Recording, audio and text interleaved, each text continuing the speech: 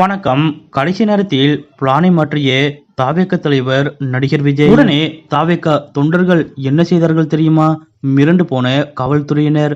இதை பத்தின முழு விவரத்தோட இப்ப நம்ம பார்க்கலாம். 2026 சட்டசபை தேர்தலை எதிர்கொள்ள தமிழக வெற்றிக் கழகம் கட்சி தீவிரமாக தயாராகி வருகிறது.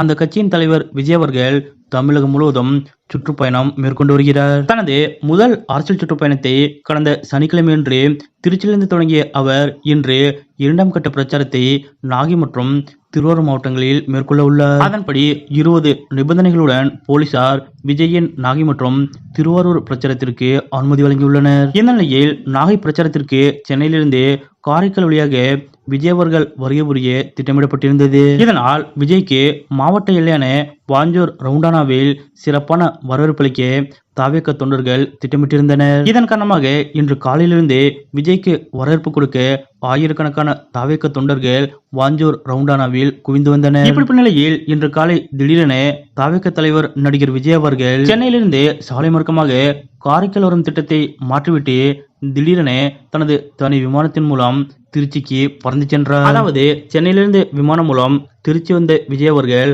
அங்கிருந்து சாலை மார்க்கமாக நாகப்பட்டினம் செல்ல திட்டமிட்டிருக்கிறார். இதனால் தற்போது விஜய் அவர்களது வழித்தடம் மாறியிருப்பதால் வாஞ்சூர் ரவுண்டானாவில் இருந்த தொண்டர்கள் தற்போது விஜய் அவர்கள் வரும் வழி நோக்கி படையெடுத்து சென்று கொண்டிருக்கின்றனர். ஏற்கனவே கடந்த வாரம் திருச்சியில் விஜய் அவர்களை காண லட்சக்கணக்கான தொண்டர்கள் குவிந்தனர். இதனால் அவர்களை கட்டுப்படுத்த முடியாமல் போலீசார் திணறி போயினர்.